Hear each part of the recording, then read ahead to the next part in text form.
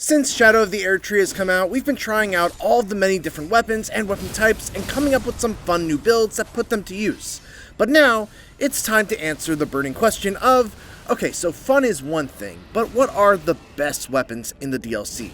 That's a tough question to answer due to how many different styles of play there are in Elden Ring, but we're going to do our best to list the 10 best weapons in Shadow of the Erdtree in no particular order as of patch 1.12.3.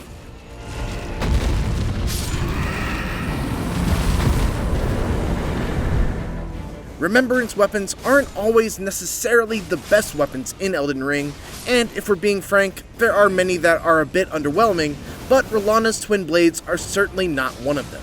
They're stylish as all hell, and they come with their own unique moveset due to being the only paired light greatsword in the game.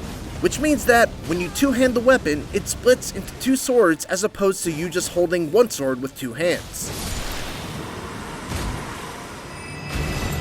It performs best in a specialized build that goes heavy into both intelligence and faith, thanks to its excellent weapon art, which puts you into a stance that allows you to use either a flurry of int-scaling magic attacks, or surround the area with faith-scaling fire eruptions. The unique build will let you wield both sorceries and incantations to great effect, while also having a badass and damaging melee weapon as well.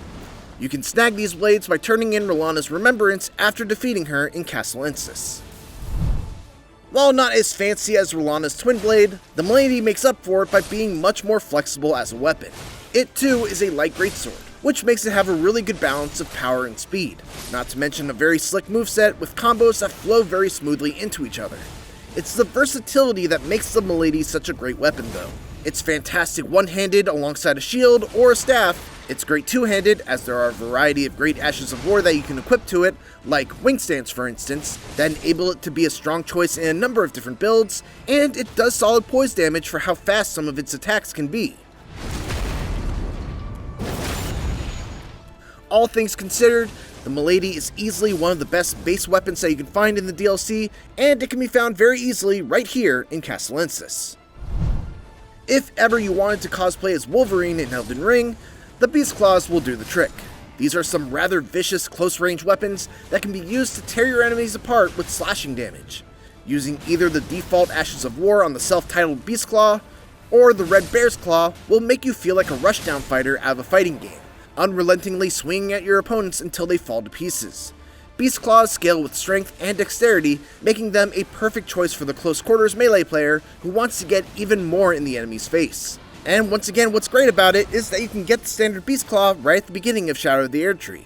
Head east from the starting cave to find an NPC named Logr the Beast Claw wandering in the woods, who will attack you on sight, but you can take his weapon for your own after winning. The Red Bear's Claw comes from the Northern Mausoleum. You can get one guess as to what kind of boss fight is inside. Curved swords are already one of the best weapon types in the game, as they're fast, have a fantastic moveset, weigh very little, and typically don't have very high stat requirements. Horned Warrior Sword has all of those great attributes, but then also comes with the added benefit of having an incredible innate weapon skill called Horn Calling. It's a fast casting spell that does very respectable holy damage in a fairly large radius for low mana cost, and doesn't require a very high faith investment since its weapon skill damage doesn't scale with faith. You won't be clearing out waves of Albinarix and farming runes like you would with the Sacred Relic Blade, but as far as general usefulness goes, the Horned Warrior Sword is a very well balanced weapon that has a great moveset, hits hard from up close and at a distance, and once again has a low stat requirement that allows you to use it either as a main weapon or a sub-weapon that you just use for its Ash of War. You can get it by farming Horned Warriors in Bellurat, with the small private altar site of grace giving you the easiest and fastest access to one of them.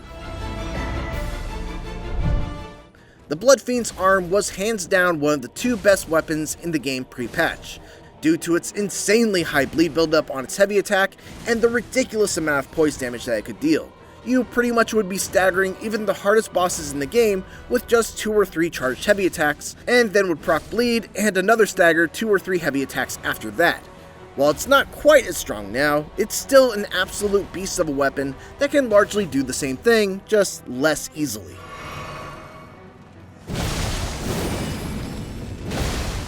It's also not a very hard weapon to find. Simply farm these Bloodfiend enemies located all throughout the Realm of Shadow, though the easiest place to repeatedly kill them to try to get the weapon to drop is near the Cliff Road terminus site of Grace at Prospect Town to the south. Great Katanas, aka Odachi, are another new weapon category in Shadow of the Erdtree, and they definitely deserve to be on this list. As the name implies, they're essentially the Greatswords of Katanas, dealing heavier damage with a longer reach at the cost of speed, but still with the same general moveset, focusing on a mix of wide slashes and piercing thrusts. It's hard to pick just one of these for this spot, so we're going to cheat a little and sing the praises of all three. The basic model can be found in a lake in northern Gravesite Plain next to a Ghost Flame Dragon. This is the most flexible of all the great katanas, as you can put your own Ash of War on it and tailor it to fit your build. Rakshasa's Great Katana is also an excellent choice, thanks to its Ash of War that does wide continuous slashes, with the added benefit of super armor, but at the cost of taking more damage. Great crowd control, excellent damage, and fairly minimal FP cost for how powerful of a technique it is. This one is found at the Eastern Nameless Mausoleum.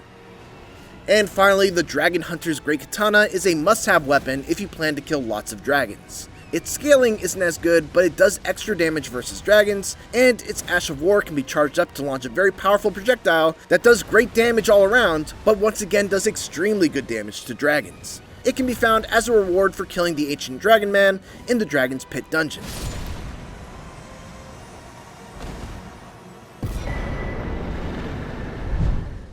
The only other remembrance weapon on this list is the Spear of the Impaler, and yes, that does mean that you'll have to beat Mesmer to obtain it.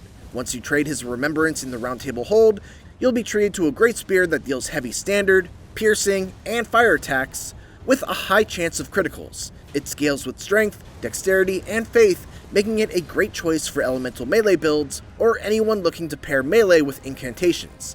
You can even charge up a heavy attack to throw the spear like a javelin, causing it to erupt in flames upon spiking into the ground. But the real reason this fiery spear makes the list is because of its flashy, devastating Ash of War, Mesmer's Assault. The Impaler himself used this on you during his boss battle, and now it's your chance. Mesmer's Assault starts with a series of slashes, followed by some stabs, and ultimately ending with a large AoE ground slam that makes spikes erupt from beneath you.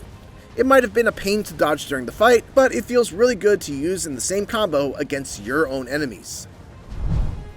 Backhand Blades are another new category for Shadow of the Erdtree, and they are great for anyone trying to play the rogue archetype.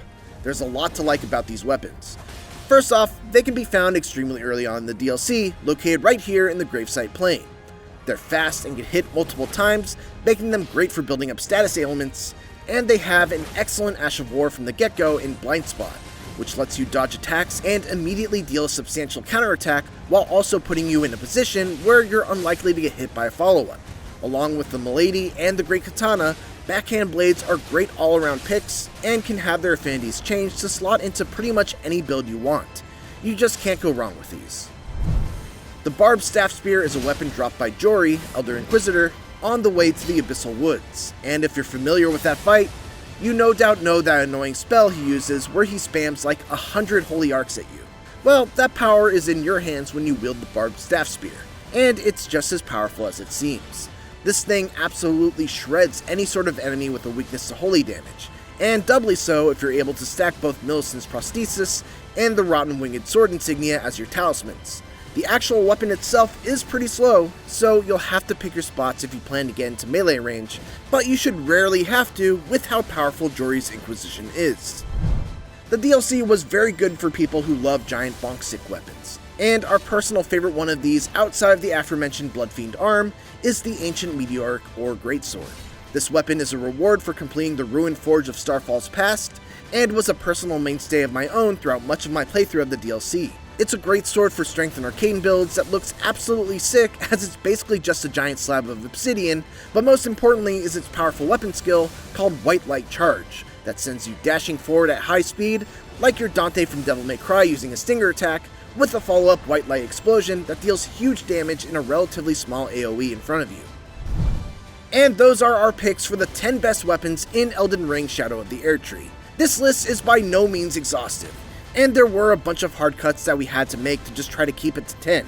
If you want some help finding builds that use some of these weapons, make sure to check out our videos covering a Mesmer Spear of the Impaler guide, and our Beast Claw build guide. And for everything else, keep it here on IGN.